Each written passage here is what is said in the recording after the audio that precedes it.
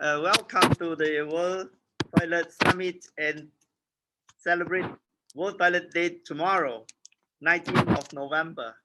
So we have a lineup of very powerful and knowledgeable speakers, and we want them to share all the knowledge about toilet sanitation, treatment, tourism, toilet standards, menstrual hygiene, a big range of topics. Sometimes you think about toilet as if it's not a major subject. And once you come to the World Toilet Summit, you realize that you don't know so much because we haven't been speaking about it. So now I would like to share screen and show you on the last 20 years, what have we done to change the entire landscape of sanitation from unspeakable taboo to almost a normal subject. So let me share my screen with you. So the World Toilet Organization Advocacy movement started on 19th of November in 2001. And in those days, people find it very uncomfortable to talk about toilet. So I want to show you a little video summarizing the role of the World Toilet Organization first.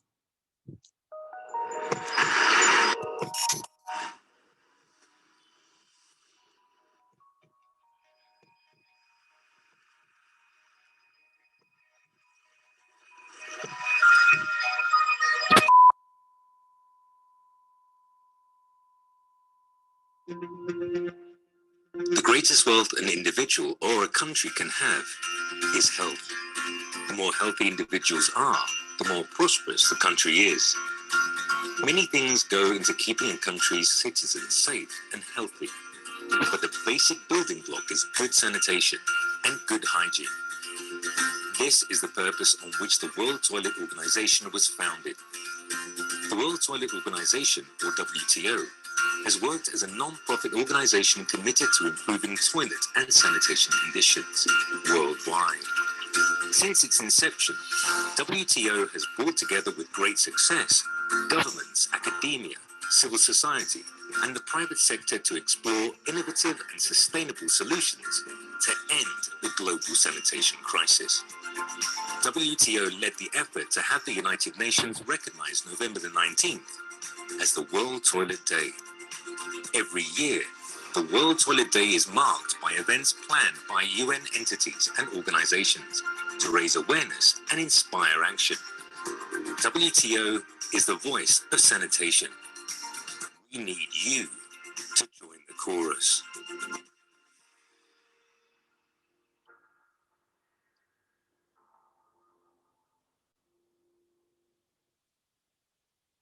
Yes, so you get a feeling now, the kind of things that is happening around the world. People without toilets, but also in the cities, in urban area, we use the toilet every day, 6 to 8 times a day. But we talk so much about putting food and drinks into our body. But we find it very difficult to talk about toilet because it's considered a root subject. But actually, to have good culture, we need to have a good toilet culture, because if you go to the toilet 6 to 8 times a day, it's culture. Anything that you do 6 to 8 times a day is culture.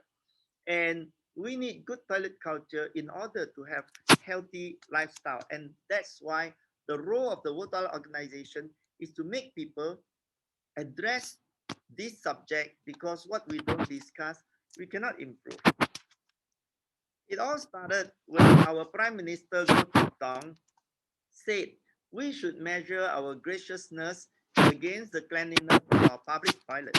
So I thought, wow, that's a subject that people don't want to address. So let me start. I was a businessman at that time, 40 years old. And then I felt, all right, I have some money. I better spend the rest of my life doing something useful. And I created the World Toilet Organization, and we play a pun on the World Trade Organization, calling ourselves the WTO. That works very well, and the media love it. And so we started to create a lot of messaging about this. Today, 2.3 billion people still do not have proper sanitation. 4.1 billion people, their excreta are not treated, and thousands of children die every day from diarrhea and from the lack of sanitation and hygiene. In fact, every year, 2 million people die of diarrhea, and there is no shutdown, there is no talk about it, whereas COVID-19 killed 1.4 million people and the whole world shuts down. We have to know that problems that affect poor people are also as serious as problems that affect middle class and rich. So these are the kind of photograph I have shot along the way and observing open defecation, diarrhea, and even every morning the open defecation along the roadside of male and female. And these flies spreads the disease when they visit the poop and then visit the food. And also the rain bring it into the river and pollute the river. So in South Africa, you see plastic bags of poop where they just don't use toilet, they poop into plastic bag. And this is a health crisis because children play on these places barefooted, touch the floor, rub their eyes. So this kind of death is so preventable. So to break the taboo, I make it very humorous by making myself look like a clown. And a lot of people laugh, and the moment they laugh, they listen, and then they start to understand the problem. So we use media, storytelling to leverage everybody to pay attention to it. In the beginning, they thought that this guy is just a silly guy, right? But after a while, it starts to feel serious. So we have World Toilet Summit in 2001. On that day, we declare it 19 November World Toilet Day. 15 countries join. And thereafter, every year, we have World Toilet Summit in, in, in Korea, and then in Taipei, in Beijing, then in Shanghai, in Belfast. This is the Lord Mayor of Belfast, so we got him to become the Lord of the Rings. And we went to Bangkok, to Moscow in the State Parliament House to host our World Toilet Summit and to see the space toilet. And then India, where the President of India with 6 ministers came, and the Crown Prince of the Netherlands at that time was also the chair of the UN Secretary General Advisory Board for Water and Sanitation. He continues to give us legitimacy and support now that he is the king of the Netherlands. And our friendship continues to become very helpful to legitimize this embarrassing and disgusting subject that is very, very important. And our work for all these 20 years is how to make toilets normal. It's such a difficult job, but it has done quite a good success. So we continue the World Toilet Summit in Hainan Island with Party Secretary of Hainan Province and Governor of Hainan. And then in Durban, South Africa, in the townships, and then in Indonesia, where we did a 9-kilometer carnival parade to promote good sanitation to students and to the public. We go everywhere in the world to build this toilet culture because prevention of diseases is much cheaper than cure. So President Clinton eventually made a commitment and fundraised with us to endorse this World Toilet Organization movement. So as you can see, just by telling story, more and more important people join in and more legitimacy. And now the toilet is not a disgusting thing, it's an important thing. Especially with COVID, we know that the first line of defense is hygiene. So people are now hand washing more than ever in the history of mankind.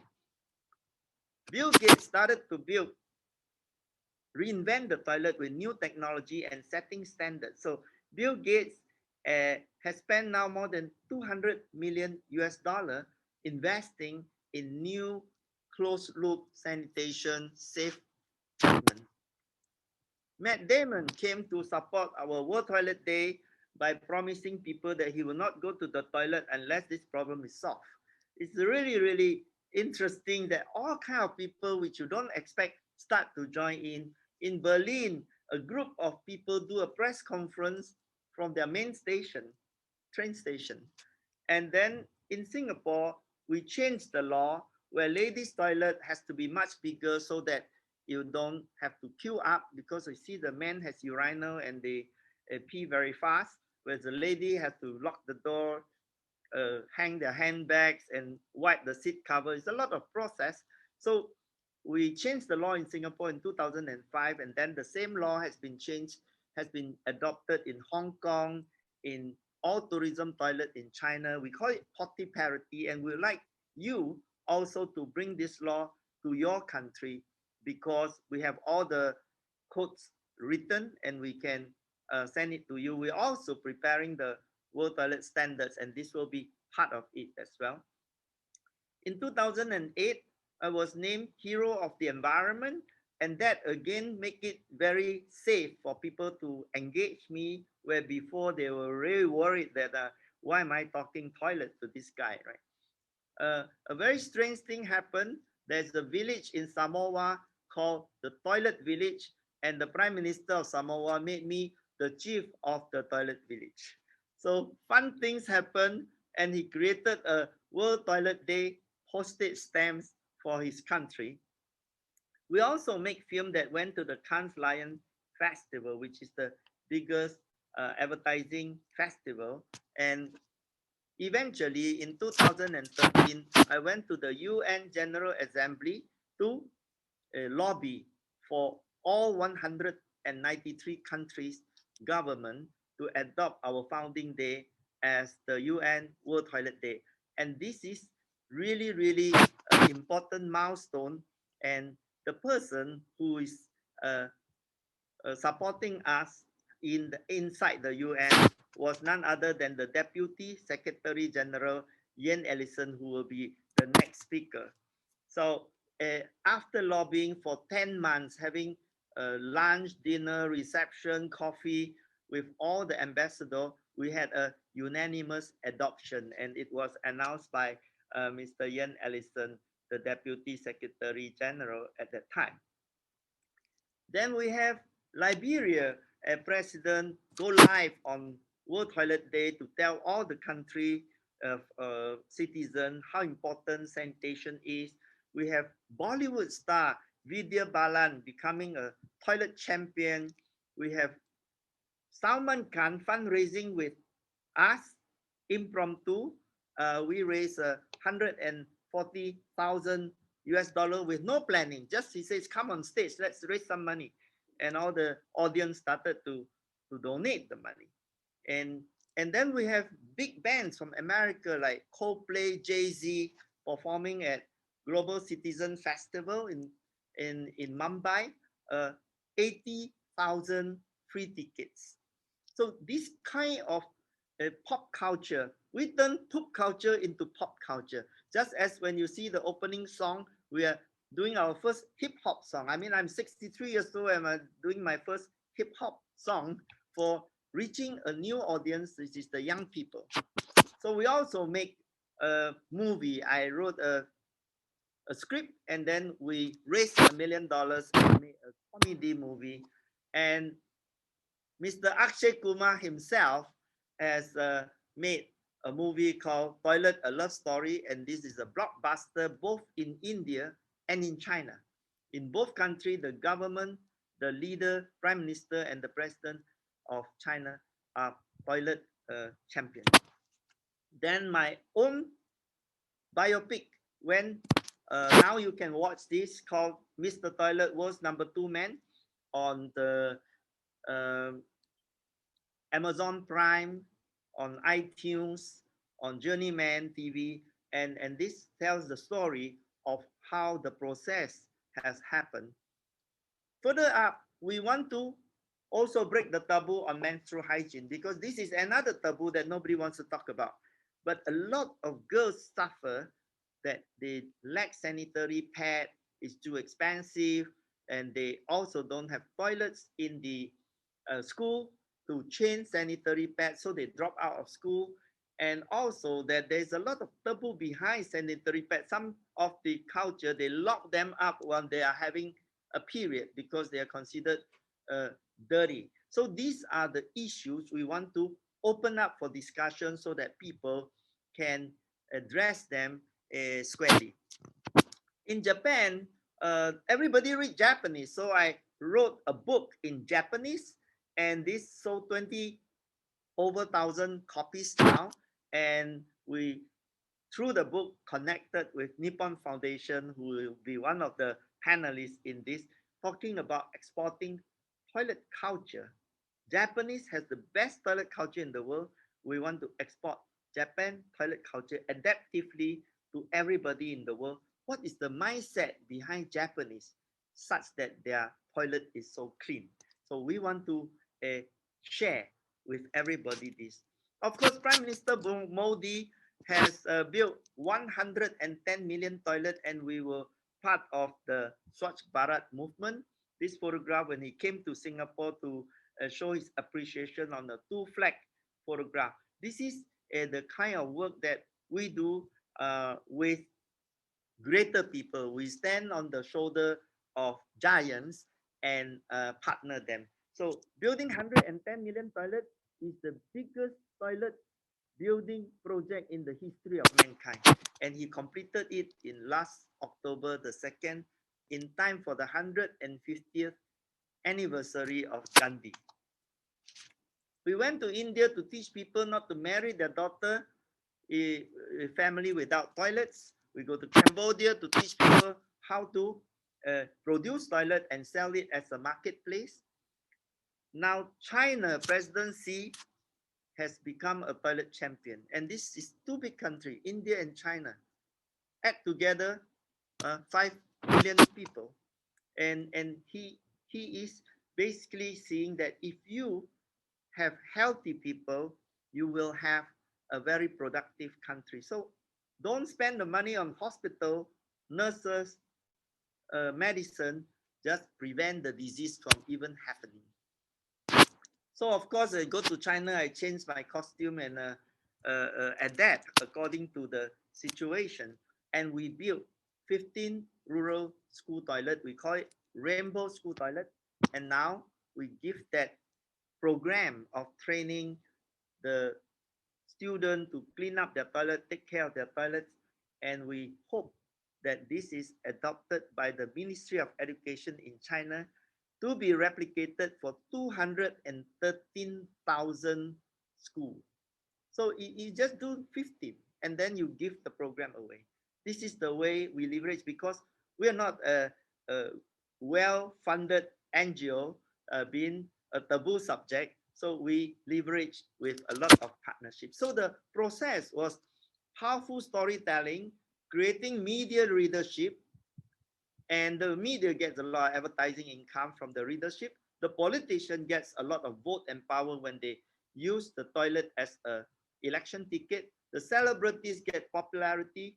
The academia gets publication.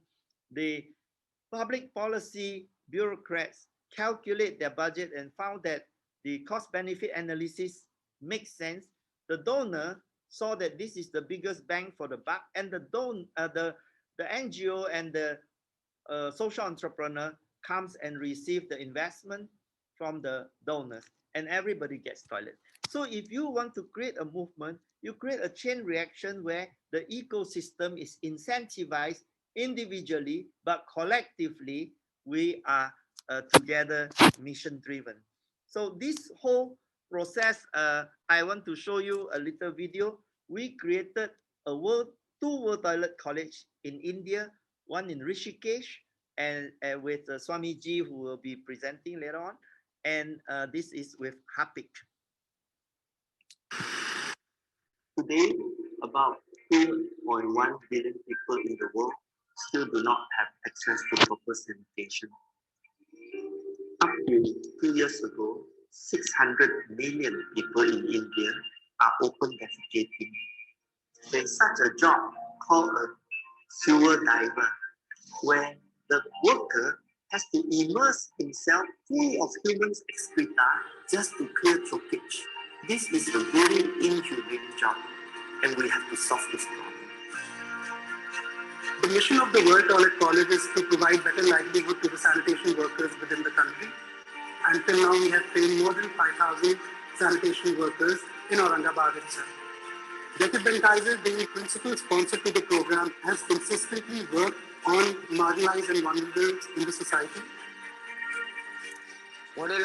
पहिल्यापासूनच चोकापचे कामं करत होते, सॅनिटरीचे कामं करत होते आणि तो अचानकच गॅस आला आणि वडिलांचा मृत्यू झाला. आम्हाला धक्का बसला. Now with the World Toilet College professional training, they are fully geared and they are working above ground with machine. So this transforms a very inhumane job into a very dignified and professional job. Harvick World Toilet College have a complete package of training, new technologies, equipments available in the sanitation sector, facility management training. So training these people in a housekeeping sector, give them awareness about health and hygiene practices during a workplace. It is a step to take towards a dignified livelihood. If one people can change, it will help to change the other people of the society as well as their family. My job is to bring the government, the corporates, the NGOs, the professional trainer all together as a movement, as a model for replication all over India and in all other countries. World toilet college में आने के बाद मुझे training दिया गया और वो training के हिसाब से मेरा चेंज अभी अच्छा है. अभी मैं महीने में कम से कम 10 से 12 हज़ार कमा लेता हूँ. पहले कुछ इतना नहीं होता था सर. अभी ये चेंज अच्छा हुआ है. अभी फैमिली भी सब अच्छी है, एकदम बच्चे भी ठीक है. The last 20 years, I've been traveling all over the world to advocate the importance of sanitation. I am grateful that our corporate sponsor, ANA Blue Wing program, has provided me with free tickets to travel all these places and to help the people improve their quality of life.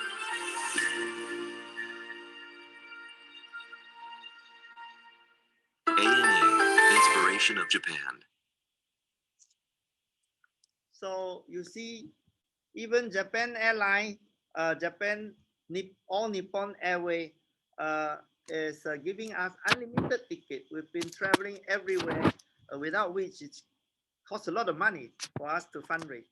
And in the last 2 years, we have trained and placed at the Harvick World Toilet College 5,000 workers to become professional cleaners and sanitation workers, working in hotels, in shopping centers, office buildings, and everybody wants to employ them because they are already trained and their quality of service is very good.